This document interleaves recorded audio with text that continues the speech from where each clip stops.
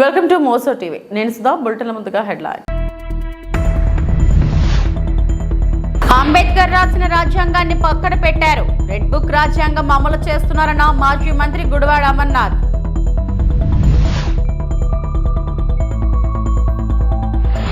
తొలి సభలో అదరగొట్టిన deputy CM Pawan.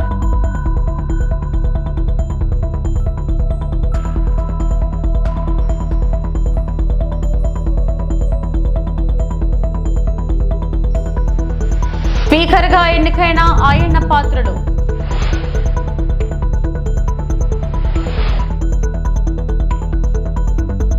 Andhra Pradesh 16వ శాసనసభాపతిగా senior MLA చింతకాయల అయ్యన్న పాత్రుడు ఏకగ్రీవంగా ఎన్నికయ్యారు.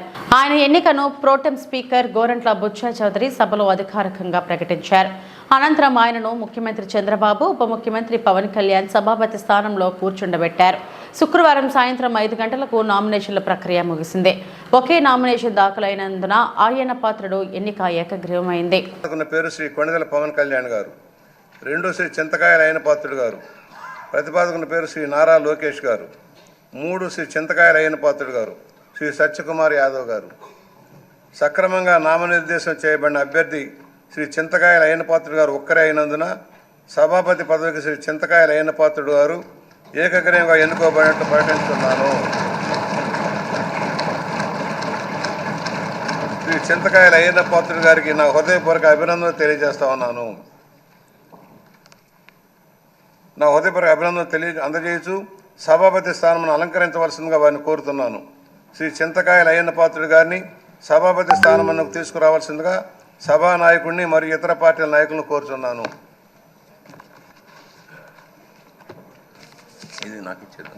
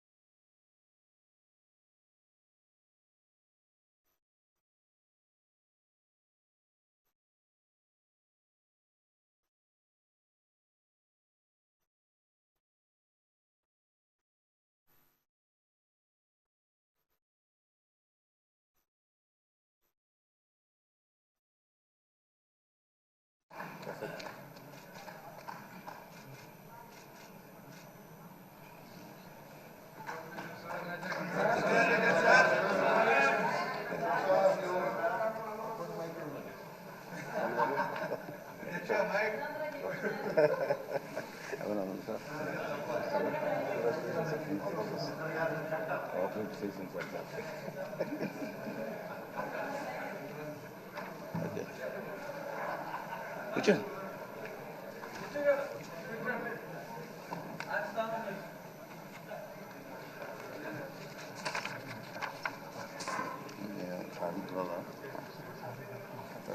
చెప్పండి.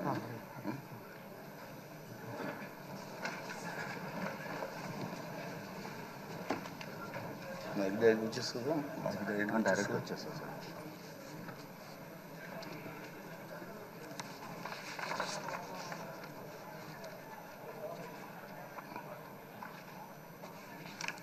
అందరికీ నమస్కారం అండి. అసెంబ్లీలో అత్యంత సీనియర్ సభ్యుల్లో అయ్యన్న పాత్రుడు ఒకరని సీఎం చంద్రబాబు అన్నారు. స్పీకర్ అయ్యన్న ఎన్నిక అనంతరం ఆయన మాట్లాడారు. అందరి ఆమోదంతో ఏకగ్రీవంగా ఎన్నిక కావడం సంతోషమన్నారు. ఎన్టీఆర్ పిలుపుతో 25 ఏళ్ల వయసులో అయ్యన్న పాత్రుడు రాజకీయాల్లోకి వచ్చారని తెలిపారు. 7 సార్లు ఎమ్మెల్యే, 1 సారి ఎంపీగా ఎన్నికయ్యారని గుర్తు చేశారు. ఎమ్మెల్యే, ఎంపీ, మంత్రిగా తెలుగు రాష్ట్రాల్లో ప్రత్యేక ముద్ర వేశారని కొనియాడారు. ఏ పదవి ఇచ్చినా వన్నె తెచ్చారని పేర్కొన్నారు. తెలుగు రాష్ట్రాల్లో తనకంటూ ఒక ప్రత్యేకమైన ముద్ర వేయగలిగారు. ఏ పదవి ఇచ్చినా ఆ పదవికి వన్నె తీసుకొచ్చిన వ్యక్తి అయ్యన్న పాత్రుడు గారు. వారి కుటుంబం కూడా మనం ఆలోచిస్తే కొంతమంది ఫస్ట్ జనరేషన్లో రాజకీయాల్లోకి వస్తారు. అయ్యన్న పాత్రుడు గారిని చూస్తే 6 దశాబ్దాలు రాజకీయ చరిత్ర కలిగిన కుటుంబం. 1962లో అయ్యన్న పాత్రుడు గారి తాత లచ్చాపాత్రుడు గారు స్వతంత్ర పార్టీ నుంచి పోటీ చేసి గెలిచారు. స్వాతంత్ర సమరయోధుడు గౌత లచ్చన్న సమకాలికుడిగా పనిచేశారు. అదే వారసత్వాన్ని కొనసాగిస్తూ అయ్యన్న పాత్రుడు గారు ఇప్పటివరకు పనిచేస్తున్నారు. 83, 85, 94, 99, 2004, 2014, 2024లో ఎమ్మెల్యేగా విజయం సాధించారు. నర్సీపట్నంలో తెలుగుదేశం పార్టీ పెట్టినప్పటి నుంచి వారే పోటీ చేస్తున్నారు. అది వారి యొక్క ప్రత్యేకత. 7 సార్లు ఎమ్మెల్యే గెలవడం, 16 సంవత్సరాలు మంత్రిగా పనిచేయడం, 1996లో అనకాపల్లి ఎంపీగా గెలుపొంది 2 సంవత్సరాలు అక్కడ పనిచేయడం, తెలుగుదేశం పార్టీ పాలిట్ బ్యూరో సభ్యుడిగా 10 ఏళ్ళు పనిచేశారు. టెక్నికల్ ఎడ్యుకేషన్, రోడ్లు, భవనాల శాఖ, అటవీ శాఖ, పంచాయతీరాజ్ శాఖ మంత్రిగా బాధ్యతలు నిర్వహించారు. 3 సార్లు R&B మినిస్టర్గా పనిచేశారు. అదేవిధంగా మనం ఒకసారి చూస్తే ఎప్పుడూ పోరాట యోధుడు, రాజీ పడని నాయకుడు, ఒక విశిష్టమైనటువంటి లక్ష్యాలుండే వ్యక్తి. తెలుగు రాష్ట్రాల్లో ఏ మారుమూల ఎవరిని అడిగినా అయ్యన్న పాత్రుడు గారిని గురించి చెప్తారు. 66 సంవత్సరాలు, ఇప్పుడు కూడా ఫైర్ బ్రాండే, చనిపోయే వరకు ఫైర్ బ్రాండ్గానే ఎక్కడ దాంట్లో రాజీనే లేదు. అదే మరి ఇంకొక పక్కన చూస్తే తనకంటూ ఒక ఇమేజ్. అదే సమయంలో లాయల్టీ ఫ్యాక్టరీలో కరుడు గట్టిన పసుపు యోధుడుగా పార్టీలో ఇంతవరకు ఉన్నారు, ఎప్పటికీ ఉంటారు. అది ఆయన ప్రత్యేకత. నీతి, నిజాయితీ, నిబద్ధత ఇవన్నీ ఉణికిపుచ్చుకొని రాజకీయం చేశారు. 42 సంవత్సరాలు. ఇప్పుడు చాలామంది ఫస్ట్ టైం వచ్చేవాళ్ళు ఉన్నారు, కొంతమంది రెండవసారి వచ్చేవాళ్ళు ఉన్నారు. 42 సంవత్సరాలు ఒక నియోజకవర్గం అంటి పెట్టుకొని నర్చర్ చేసి 7 సార్లు గెలవడం అనేది ఒక అరుదైన అనుభవం. చాలామందికి 2-3 సార్లుగా ఫెట్టెక్కి వస్తుంది. అక్కడి నుంచి మనుషులు మారిపోతూ ఉంటాం. అలాంటి సందర్భంలో ఎప్పుడు కూడా రాజీ పడకుండా పనిచేశారు. 42 సంవత్సరాలుగా పసుపు జెండాను మోస్తూనే ఉన్నారు. పార్టీని కన్న తల్లిగా భావించే నాయకుడు, పోరాట యోధుడు.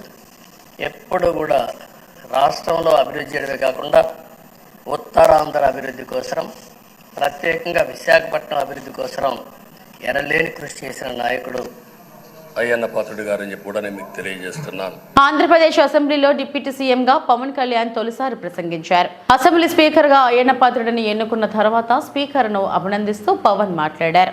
తొలి స్పీచ్తోనే అదరగొట్టారు పవన్. సభ ఎలా ఉండాలో తన మనసులోని మాటలను తెలియజేశారు. సభ అధ్యక్ష హోదాలో సభను ముందుకు తీసుకెళ్లాలని అయ్యన్నను కోరారు. ఇన్నాళ్ళు మీ వాడి వేడితో కూడిన మాటలు విన్నాం. ఇక మీ నుండి అలాంటి మాటలు లేకపోయినా బాధ్యతతో మార్గం చూపించే మాటలు వింటాం. 2047 నాటికి ఏపీ ఉన్నతంగా ఉండాలి అంటే ఇప్పుడే దానికి పునాది వేయాలి. విభేదించడం, వాదించడం చర్చకు మూల సిద్ధాంతాలు, అంతేగాని దూషణలు, కోట్లాటలు కాదు. పొట్టి శ్రీరాములు చావుకు దగ్గరవుతూ చేసిన ఒక్కరోజు దీక్ష 1.5 ఏళ్లకు సమానం. మహానుభావుడు బ్రతికున్నప్పుడే కాదు, చనిపోయినప్పుడు కూడా ఆయన గుర్తుండాలి. ఈ విలువైన 5 ఏళ్లు రాబోయే తరాలకు దిశానిర్దేశం చేసేలా ఉండాలి. పశువు, పక్షి, చెట్టు అన్నీ కూడా బాగుండాలని కోరుకుంటున్నారని పవన్ ఆకాంక్షించారు. స్థానంలో కూర్చోవడం చాలా ఆనందంగా ఉంది. ఎన్ని దశాబ్దాలు ప్రజలు రాజకీయ జీవనంలో ఎన్ని దశాబ్దాలు ప్రజలు మీ వాడి వేడి చూశారు. మీకు కోపం వస్తే ఋషికొండను చెక్కినట్టు ప్రత్యర్థులకి పదునైన ఉత్తరాంధ్ర యాసలో గుండు కొట్టేస్తారు. ఒకటే బాధేస్తా ఉంది సార్, ఇకపైన మీకు తిట్టే అవకాశం లేకపోవడం. కానీ ఇక మీద సభలో ఎవరు తిడుతున్నా దాన్ని ఆఫ్ చేసే బాధ్యత మీ చేతిలోనే ఉంది. మీరే మైక్ ఆఫ్ చేయాలి. అంటే మా చిన్నప్పుడు నేను చూసేవాడు, ఒకసారి అల్లరి చేసే అబ్బాయిని క్లాస్ లీడర్ చేసేవాడు చిన్నప్పుడు మా స్కూల్లో. కానీ ఇన్నాళ్ళు ప్రజలు మీ వాడి వేడి పలుకులు, మీ ఘాటైన వాగ్దాటి చూశారు. ఈ రోజు నుంచి రాష్ట్ర ప్రజలు మీ హుందాతనం చూస్తారు. డిబేట్స్ వెనకాల దాక్కుని సంస్కారహీనమైన భాషలని భావాలని రకరకాల మాధ్యాల్లో విరజిమ్ముతూ ఉంటారు. దాని నియంత్రణ మీ ఆధ్వర్యంలో ఇక్కడి నుంచే మొదలవ్వాలి. ఇందాక సభానాయకులు గౌరవ ముఖ్యమంత్రి శ్రీ చంద్రబాబు నాయుడు గారు చెప్తారు, ఆడబిడ్డలు ఏ విధంగా నలిగిపోయారు ఈ రాష్ట్రంలో గత 5 సంవత్సరాల్లో. చిన్న లేదు, పెద్ద లేదు, ఎవరని లేదు. ఎవరన్నా సరే ఒక మాట మాట్లాడితే వాళ్ళు వ్యక్తిగతంగా దూషణ, సోషల్ మీడియాలో వాళ్ళని క్యారెక్టర్ అసాసినేట్ చేయటం, వాళ్ళు పెద్ద నాయకులు కావచ్చు, కార్యకర్తలు కావచ్చు, లేదా వాళ్ళకి ఎదురు తిరిగి ఒక ఒపీనియన్ చెప్పి ఎవరైనా సగటు మనిషి కూడా కావచ్చు. అది ఇక్కడితో ఈ రోజు నుంచి ఆగిపోవాలి అధ్యక్ష. అది మీ ఆధ్వర్యంలోనే మొదలవ్వాలి. గత ప్రభుత్వం తాలూకు సభ జరిగిన విధానం చూస్తే ఈ వ్యక్తిగత దూషణ ఇవన్నీ చాలా ఇబ్బంది పెట్టే ప్రజలు. ఈ రోజున వాళ్ళకి 11 సీట్లకు పరిమితమయ్యారు, ఈరోజు లేరు, ధైర్యం లేదు వాళ్ళకి. విజయాన్ని తీసుకోగలిగారు కానీ ఓటమిని కూడా ధైర్యంగా కూర్చుకునే వాళ్ళకి స్థాయి లేదు, వాళ్ళకి పారిపోయారు ఇక్కడి నుంచి. భావంలో ఉండే తీవ్రత భాషలో ఉండాల్సిన అవసరం లేదు. భాష మనుషుల్ని కలపడానికి కానీ విడగొట్టడానికి కాదు. భాష విద్వేషం రేపడానికి కాదు, పరిష్కరించడానికి. ఎంత జటిలమైన సమస్య అయినా, భయంకర సమస్య అయినా చర్చల ద్వారా పరిష్కరించుకోవడానికి కానీ వివాదం సృష్టించడానికి కాదు.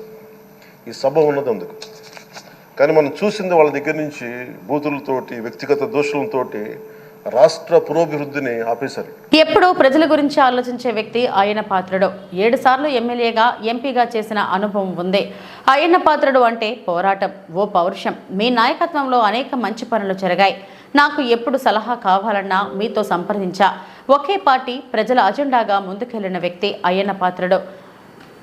అనేక అక్రమ కేసులు పెట్టి వేధించినా భయపడలేదు అని మంత్రి నారా లోకేష్ అన్నారు.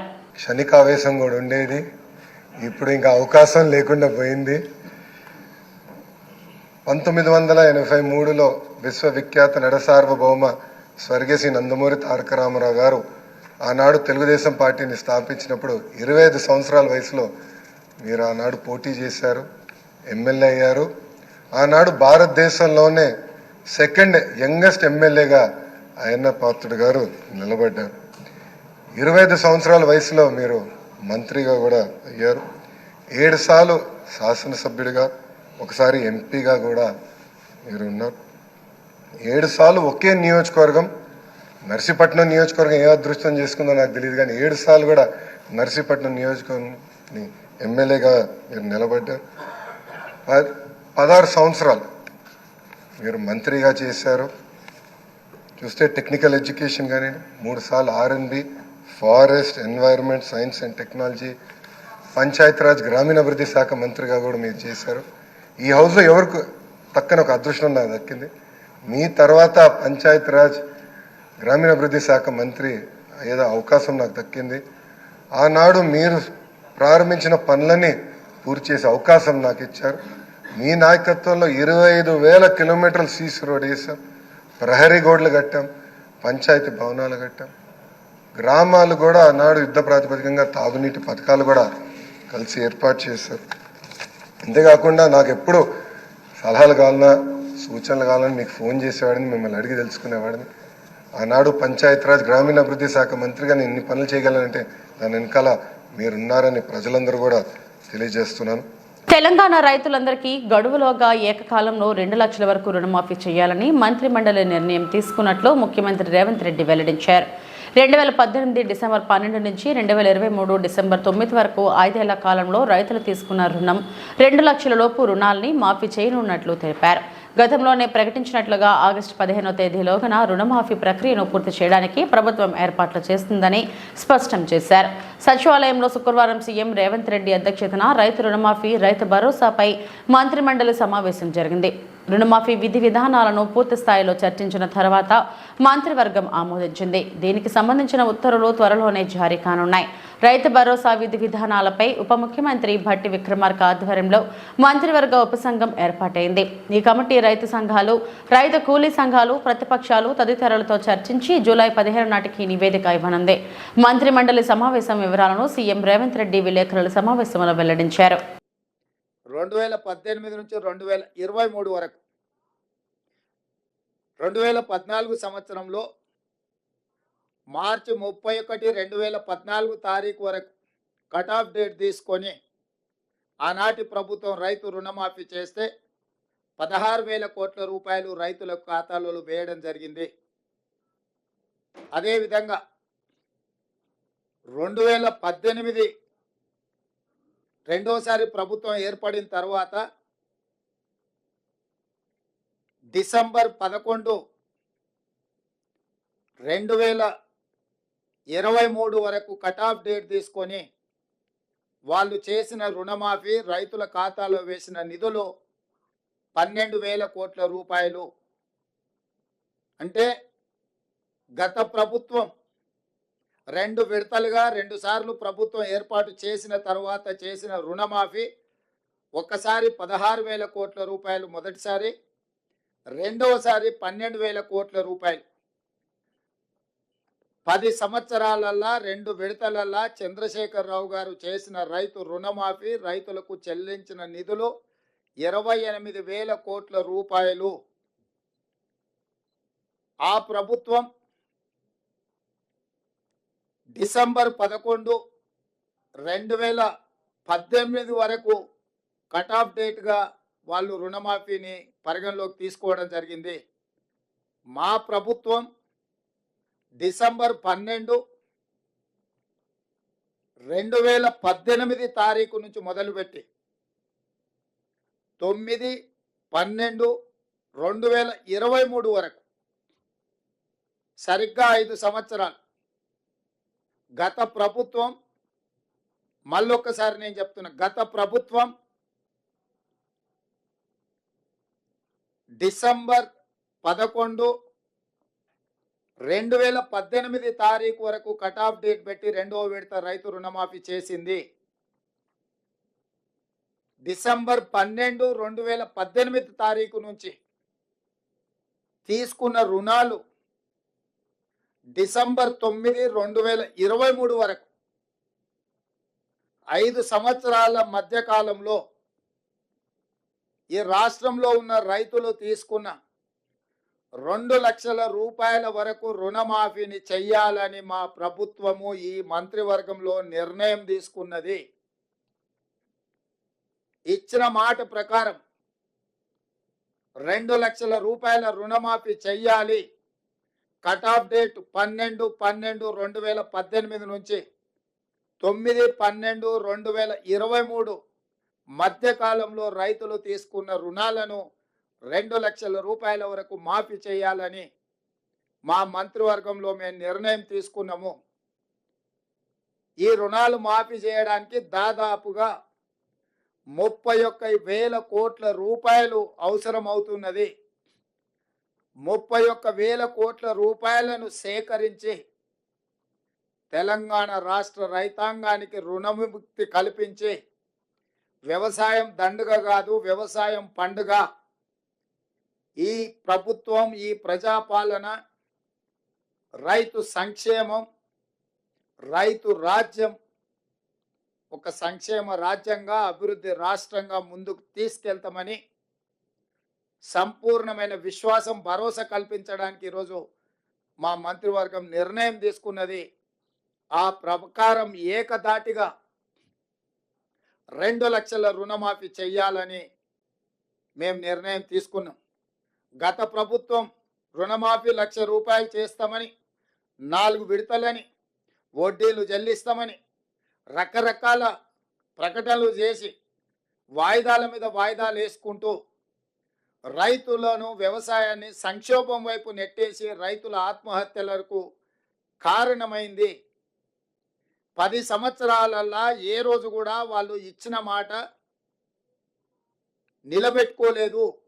కానీ మా ప్రభుత్వం ఇచ్చిన మాట ప్రకారం మొదటి 8 నెలల లోపుల్నే, ఎందుకంటే మేము 6 నెలలు పరిపాలన చేస్తే మొదటి 100 రోజులే పరిపాలన చేసిన తర్వాత దాదాపుగా 2.5 నెలలు పైచలకు ఎన్నికల కోడ్లోనే పోయింది. ఏపీలో కూటమి పాలనలో అంబేద్కర్ రాసిన రాజ్యాంగాన్ని పక్కన పెట్టారని, రెడ్ బుక్ రాజ్యాంగం అమలు చేస్తున్నారని మాజీ మంత్రి గుడివాడ అమర్నాథ్ విమర్శించారు. వైఎస్ఆర్సీపీ కార్యాలయాలను ఏపీ ప్రభుత్వం టార్గెట్ చేయడంపై శనివారం ఉదయం విశాఖలో ఆయన మీడియాతో మాట్లాడారు. ఏపీలో కూటమి సర్కార్ సాగిస్తున్న పాలన దేనికి సంకేతం?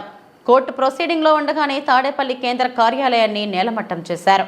పైగా చేసిందంతా చేస్తూ అసెంబ్లీలో నీతులు మాట్లాడుతున్నారు. ప్రభుత్వంలో ఉన్నామని ఏదైనా చేస్తామంటే పద్ధతి కాదు. ప్రజాస్వామ్యంలో అందరికీ అవకాశాలు వస్తాయి. మీకు వచ్చిన అవకాశాన్ని ఎలా వినియోగించుకుంటున్నారనేది ప్రజలు గమనిస్తున్నారని అన్నారు. ఆయన వ్యాప్తంగా చేస్తున్నటువంటి ఈ చర్యలను మనం చూస్తూ ఉన్నాం. ఈరోజు ఉదయం తెల్లవారుజామున 5 గంటలకి తాడేపల్లిలో వైఎస్ఆర్ కాంగ్రెస్ పార్టీ కేంద్ర కార్యాలయానికి సంబంధించినటువంటి నిర్మాణాన్ని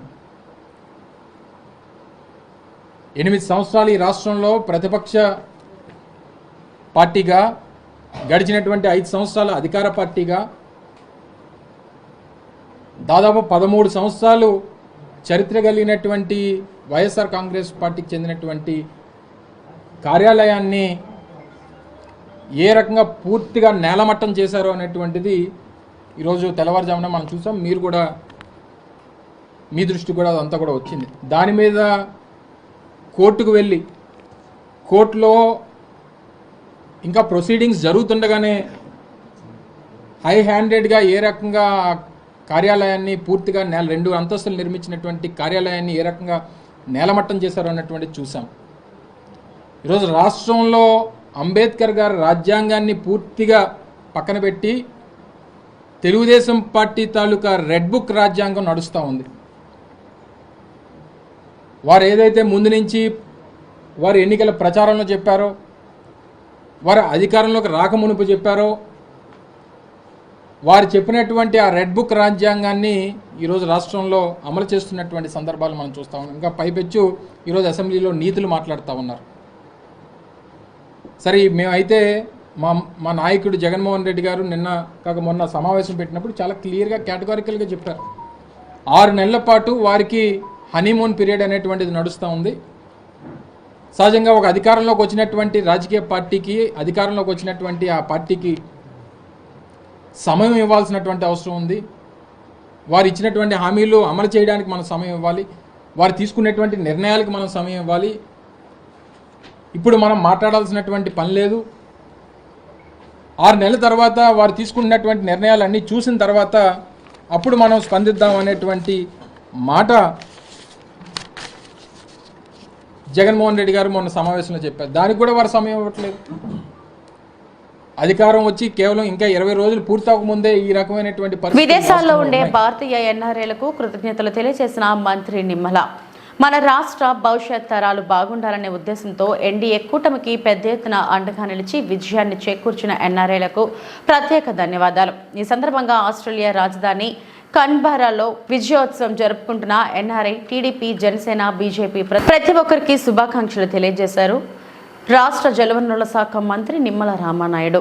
ముందుగా ఎన్ఆర్ఐ మిత్రులందరికీ కూడా నమస్కారాలు తెలియజేసుకుంటూ, మొన్న జరిగినటువంటి ఆంధ్రప్రదేశ్ శాసనసభ ఎన్నికల్లో ఈ ఆంధ్రప్రదేశ్ రాష్ట్రానికి మళ్ళీ ఒక పూర్వ వైభవం రావాలి, ఈ రాష్ట్రాన్ని మళ్ళీ పునర్నిర్మాణం చేయాలి, ఈ ఆంధ్రప్రదేశ్ రాష్ట్ర భవిష్యత్తు, భావితరాల భవిష్యత్తుని కూడా కాపాడాలనేటువంటి ఉద్దేశంతో మరి ప్రత్యేకించి ప్రవాసాంధ్రులు ఎవరైతే ఉన్నారో, మరి ఎక్కడో వేల కిలోమీటర్ల దూరంలో ఉన్నప్పటికీ కూడా కన్న తల్లికి కన్న ఊరికి రుణం తెచ్చుకోవాలనేటువంటి ఆలోచనలో భాగంగా పెద్ద ఎత్తున మరి మొన్న జరిగినటువంటి ఎన్నికల్లో తెలుగుదేశం, జనసేన, బీజేపీ, ఎన్డీఏ కూటమిని బలపరిచి మా విజయానికి సహకరించినటువంటి మీ అందరికీ కూడా పేరు పేరున కూడా హృదయపూర్వకమైన నమస్కారాలు తెలియజేసుకుంటూ, అందులో భాగంగా ప్రత్యేకించి ఆస్ట్రేలియా రాజధాని క్యాన్బెరాలో జరుగుతున్నటువంటి ఈ యొక్క విజయోత్సవ సభలో పాల్గొంటున్నటువంటి నా తెలుగుదేశం, జనసేన, బీజేపీ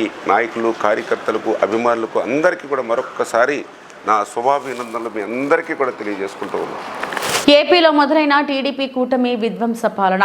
తాడేపల్లిలో నిర్మాణంలో ఉన్న వైఎస్ఆర్ కాంగ్రెస్ పార్టీ కార్యాలయం కూల్చివేత. ఉదయం 5:30 గంటల సమయంలో కూల్చివేత ప్రారంభం. ప్రొక్లైన్లు, బుల్డోజర్లతో భవనాన్ని కూల్చివేత. స్లాబ్కు సిద్ధంగా ఉన్న భవనాన్ని కూల్చివేస్తున్న అధికారులు. కూల్చివేతకు సిఆర్డీఏ ప్రిలిమినరీ ప్రొసీడింగ్స్ను సవాలు చేస్తూ నిన్న హైకోర్టును ఆశ్రయించిన వైఎస్ఆర్సీపీ చట్టాన్ని మీరి వ్యవహరించవద్దని హైకోర్టు ఆదేశం. సిఆర్డీఏ కమిషనర్కు హైకోర్టు ఆదేశాలను తెలియజేసిన వైఎస్ఆర్సీపీ న్యాయవాది హైకోర్టు ఆదేశాలను బేఖాతారు చేస్తూ వైఎస్ఆర్సీపీ కార్యాలయ భవనాన్ని కూల్చివేత. కోర్టు ధిక్కరణకు పాల్పడ్డారని హైకోర్టు దృష్టికి తీసుకువెళ్తామంటున్న వైఎస్ఆర్సీపీ.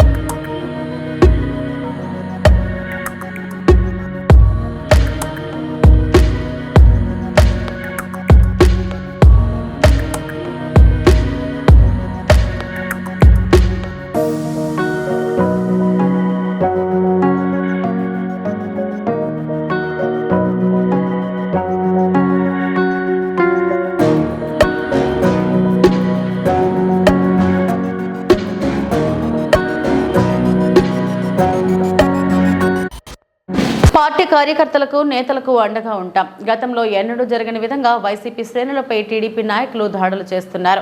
ఆస్తులకు నష్టం కలిగిస్తూ మానసికంగా హింసిస్తున్నారు. ఇలాంటి అన్యాయాలు, అక్రమాలను ధైర్యంగా ఎదుర్కొంటాం. కార్యకర్తలను, నాయకులను కలిసి భరోసా కల్పిస్తాం. అక్రమాలు చేస్తే టీడీపీ నాయకులను నిలదీస్తాం. ఎప్పుడు ఏ అవసరం వచ్చినా కార్యకర్తలు మమ్మల్ని సంప్రదించవచ్చు అని కాకాని గోవర్ధన్ రెడ్డి మాజీ మంత్రి పేర్కొన్నారు. వైఎస్ఆర్ కాంగ్రెస్ పార్టీకి సంబంధించినటువంటి పార్టీ పెద్దలు అందరూ కూడా వాళ్లకు శుభాకాంక్షలు తెలియజేసి ప్రజలు ఇచ్చినటువంటి అవకాశాన్ని సద్వినియోగం చేసి ప్రభుత్వాన్ని సమర్థవంతంగా నడిపి ప్రజలకు ఇచ్చినటువంటి హామీల మేరకు సంక్షేమ కార్యక్రమాలు అమలు చేయండి అని చెప్పి కోరడం జరిగింది. ఈరోజే కొత్త ప్రభుత్వం శాసనసభ కొలువు తీరింది. శాసనసభ్యులు ఈరోజు శాసనసభ్యులుగా ప్రమాణ స్వీకార కార్యక్రమం కూడా కొనసాగుతుంది. ఈరోజు జిల్లాకు సంబంధించి అందరం పార్లమెంట్ సభ్యులుగా, మంత్రిగా, శాసనసభ్యుడిగా పనిచేసినటువంటి పెద్దలు, ఆయనతో పాటు శాసనసభ్యులుగా పనిచేసినటువంటి సోదరులు ప్రతాప్ రెడ్డి గారు, విక్రమ్ రెడ్డి గారు, పోటీ చేసినటువంటి మరొక సోదరులు రాజగోపాల్ రెడ్డి గారు, ఖలీల్ అహ్మద్ గారు, స్థానికంగా ఉండేటువంటి వైఎస్ఆర్ కాంగ్రెస్ పార్టీ నాయకులు అందరం కూడా కలిసి ఎమ్మెల్సీ ఉన్నటువంటి సోదరులు మురళీ గారు, జిల్లా అధ్యక్షుడిగా ఉన్నటువంటి మరొక సోదరుడు చంద్రశేఖర్ రెడ్డి గారు కూడా రావాల్సి ఉంది. ఆయన ఈరోజు జగన్మోహన్ రెడ్డి గారు అసెంబ్లీకి వెళ్తున్నాడు కాబట్టి ఆ కార్యక్రమంలో పాల్గొన్నందువల్ల ఆయన పర్యటన చివరి నిమిషంలో రద్దయింది. కాబట్టి ఈరోజు అందరం కలిసి ఒక సమావేశం ఏర్పాటు చేసుకుని వైఎస్ఆర్ కాంగ్రెస్ పార్టీ బలోపేతానికి, వైఎస్ఆర్ కాంగ్రెస్ పార్టీకి సంబంధించినటువంటి స్థానిక నాయకులకి, కార్యకర్తలకి అండగా నిలవడానికి ఎటువంటి విధానాలు అవలంబించాలనేటువంటి దాని మీద ఈరోజు ఒక సమీక్ష నిర్వహించుకోవడం జరిగింది. దానిని బట్టి నిత్యం ప్రజలకు అందుబాటులో ఉండాలి. రోజు గెలుపుకి ఓటమికి మధ్య తేడాలు చాలా స్వల్పం. కాబట్టి లక్షల సంఖ్యలో ఈరోజు వైఎస్ఆర్ కాంగ్రెస్ పార్టీ అభ్యర్థులకు ఓట్లు రావడం జరిగింది. 5,000 నుంచి 15,000 నుంచి 20,000 వ్యత్యాసంతో ఓటమి పాలై ఉండొచ్చు. కానీ మా మీద ఆశలు పెట్టుకున్నటువంటి ప్రజలు, మాకు అండగా నిలిచినటువంటి నాయకులు, మాతో పాటు నడిచినటువంటి కార్యకర్తలు, వీళ్ళ యొక్క యోగక్షేమాలు కానీ, వాళ్ళకి అండగా నిలవాల్సినటువంటి అవసరం కానీ, అటువంటి గురుతర బాధ్యత మా అందరి మీద ఉంది అనేటువంటిది ఈరోజు అందరికీ తెలిసినటువంటి విషయమే. దాని మీద ఏ విధంగా ముందుకు వెళ్లాలనేటువంటి ఆలోచన చేశాం. ఎన్నడూ లేనటువంటి విధంగా ఈరోజు జిల్లాలో కూడా, రాష్ట్రంలో జరుగుతున్నాయి, జిల్లాలో కూడా వైఎస్ఆర్ కాంగ్రెస్ పార్టీ శ్రేణుల మీద ఈరోజు దాడులు జరగడం, అక్రమ కేసులు బనాయించడం, వాళ్ళని పోలీస్ స్టేషన్లకు తీసుకెళ్లడం, పోలీస్ కేసులు పెట్టడం, జైళ్లకు పంపించడం, ఆస్తులు నష్టం చేయడం, వాళ్ళని గాయపరచడం, దాడులు చేయడం, మానసికంగా హింసించడం, అనేక రకాలైనటువంటి కార్యక్రమాలు జరుగుతున్నాయి. కాబట్టి అందరం ఏకపక్షంగా వైఎస్ఆర్ కాంగ్రెస్ పార్టీ ఒకే త్రాటి మీద ఈ జిల్లాలో నిలిచి ఇటువంటి అన్యాయాలని అక్రమాలను ఎదుర్కొని ప్రజలకు అండగా నిలవాలనేటువంటి నిర్ణయం, దానికి ఒక కార్యాచరణ ప్రణాళిక సూత్రప్రాయంగా ఈరోజు మనం అనుకోవడం జరిగింది. దాన్ని కూడా విధి విధానాలన్నీ కూడా ఒకసారి అందరం కూడా మరొకసారి మాట్లాడి ఖరారు చేస్తాం. ప్రతి నెల 2 పర్యాయాలు అన్ని నియోజకవర్గాలు పర్యటించాలి. ప్రతి నియోజకవర్గంలో ఎక్కడైతే కార్యకర్తలకి ఎక్కడైతే ఇబ్బంది జరిగిందో అక్కడ వెళతాం. అధికారులు ఎవరైనా అలసత్వం ప్రదర్శిస్తే అధికారులను నిలదీస్తాం. అదేవిధంగా ప్రతి కార్యకర్తకి అండగా నిలవడానికి ఒకవేళ నిజంగా కార్యకర్తకు సంబంధించినటువంటి ఆస్తుల నష్టం జరిగినా లేదా వాళ్ళు ఏదైనా గాయపరిచిన ఆ కుటుంబాలను నేరుగా వెళ్లి ఆ కుటుంబాలతో మాట్లాడతాం, వాళ్ళకి అండగా నిలుస్తాం. ఈ ప్రభుత్వ విధానాలని ఎక్కడన్నా ఇటువంటి దౌర్జన్యాలు చేస్తే వాటిని వ్యతిరేకిస్తాం. అందుకనే ఒక కార్యాచరణ ప్రతి నెల కూడా 2 సార్లు 2 నియోజకవర్గాల నుంచి 3-4 నియోజకవర్గాల వరకు పర్యటించాలనేటువంటి నిర్ణయం తీసుకున్నాం.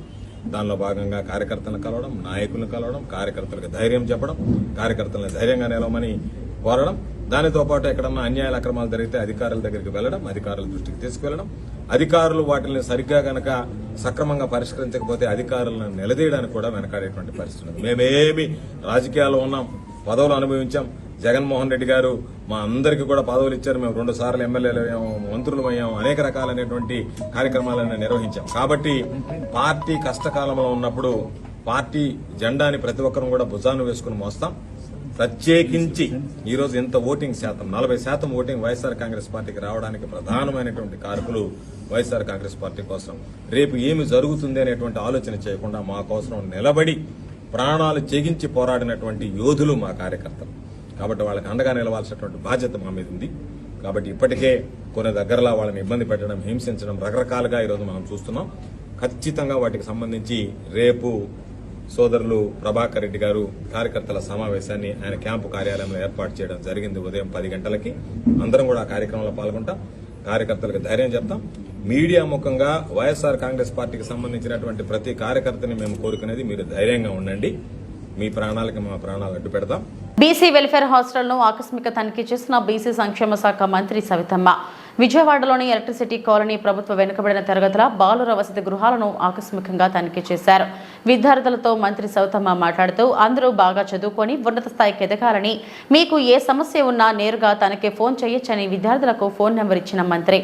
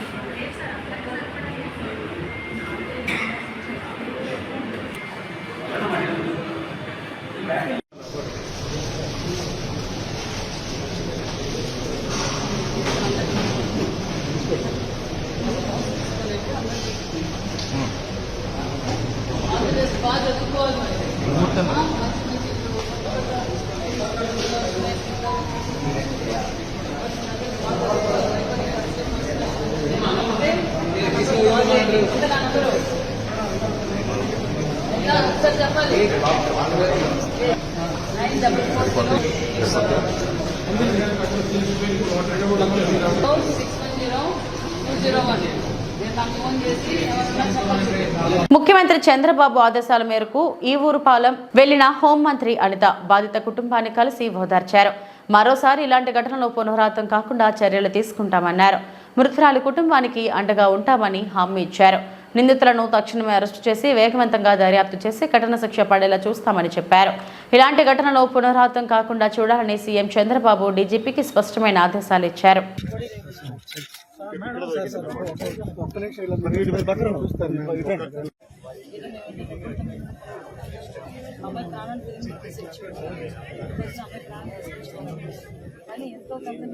ఎక్కడికి వెళ్ళిన అమ్మ వెళ్ళొద్దని చెప్పొద్ది అలా వాళ్ళతో మాట్లాడొస్తానమ్మా చెప్తే వెళ్ళొద్దు ఎవరు వెళ్ళకన్నా ఒకటిగా వెళ్ళదు అమ్మాయి భయం ఎక్కువ మేము పంపించడు అసలు రోజు బాగోలేవు జరిగిందని మాకు ఫోన్ చేయడమే మేమైతే అసలు తట్టుకోలేకపోయాము.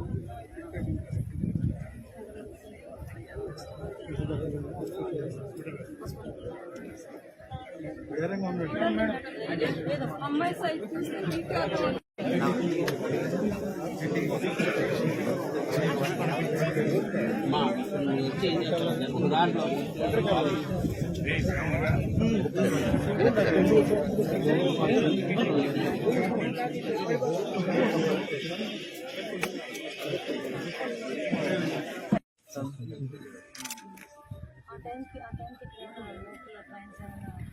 కొంచెం నేను వెనక్కి ఉన్నా నీ కెమెరా నీ కాదు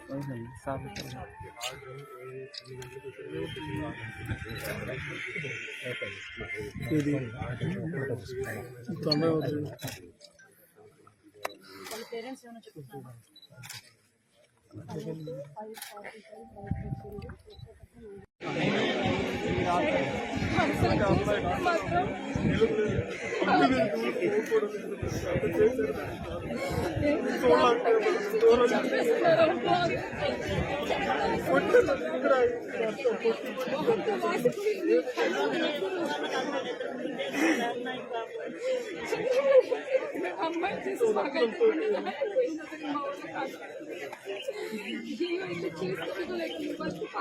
ఇవి ఇప్పటివరకున్న వార్తా విశేషాలు. నమస్తే.